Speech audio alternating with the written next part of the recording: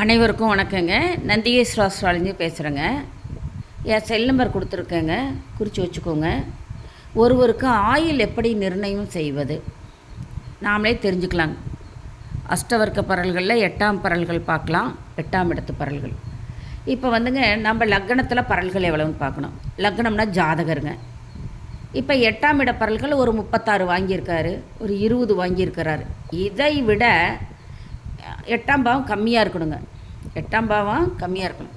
லக்னத்தை விட 8ஆம் இடம் பாவம் கம்மியாக இருக்கணுங்க.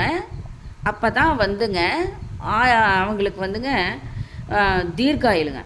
8ஆம் இடம் அதிகமாகக்கூடாது, லக்னம் தான் அதிகமாக இருக்கணும். ஆயுள் பாவம் கம்மியாக இருக்கணுங்க, லக்ன பாவம் அதிகமாக இருக்கணும். பாருங்கள், லக்னம் பரல்கள் அதிகம், தீர்க்காயிலுங்க.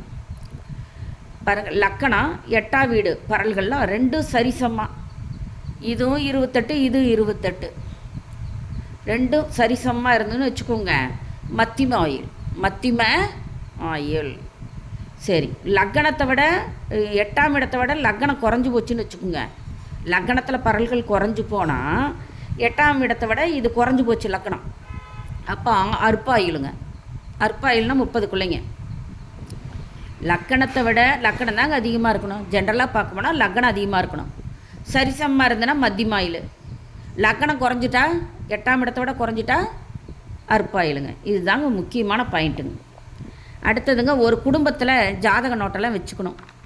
யாருக்கு லக்னத்தில் அதிக பரல்கள் இருக்குது ஒரு குடும்பத்தில்? யாருக்கு? மூத்த மகனுக்கா, மூத்த மகளுக்கா, அப்பாவுக்கா, அம்மாவுக்கா? ஒரு குடும்பத்தில் யாருக்கு அதிகமாக இருக்குதோ அந்த லக்னத்தில் யாருக்கு அதிக பரல் இருக்குதோ அவங்க தான் குடும்பத்தலைவராக வருவாங்க. அவங்க தான் இப்போ குடும்பத்தலைவராக வருவாங்க. இந்த 10ஆம் வீடு தொழில் ஸ்தானம். 10ஆம் வீட்டில் பரல்கள் அதிகமாக இருந்ததுன்னா அவங்களோட கூட்டு தொழில் செஞ்சுக்கலாங்க.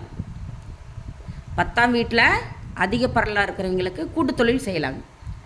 எதுவுமே இங்கே 10ஆம் வீட்டை விட 11ஆம் வீட்லேங்க பரல்கள் அதிகமாக இருக்கணும். அப்போ தான் லாபம், செய்கிற தொழிலுக்கு அதிகமாக லாபம் வருங்க.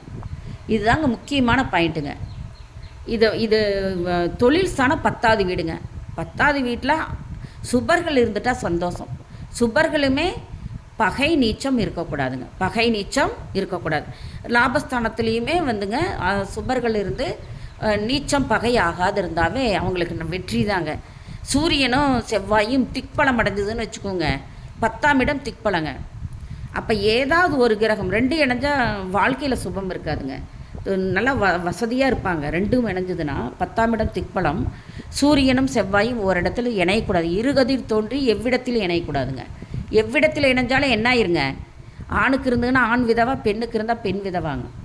எதிர்பாலும் அடித்து தள்ளிடும், தூக்கிடும். அதனால் சூரியனும் செவ்வாயும் இருகதிர் தோன்றி 10ஆம் இடத்துல திக்பலம் அப்படின்னா அவங்க தொழிலில் முன்னேறுவாங்க, வாழ்க்கையில் பிந்தி போயிடுவாங்க. அதனாலங்க நம்ம அதிக ஆசை வேண்டாங்க. ஏதோ சூரியனை செவ்வாய் ஒன்று மட்டும் இருந்துட்டாவே போதுங்க, அவங்க வாழ்க்கையில் சுபிச்ச நிலைக்கு வந்துடுவாங்க. நன்றி, சுபங்க.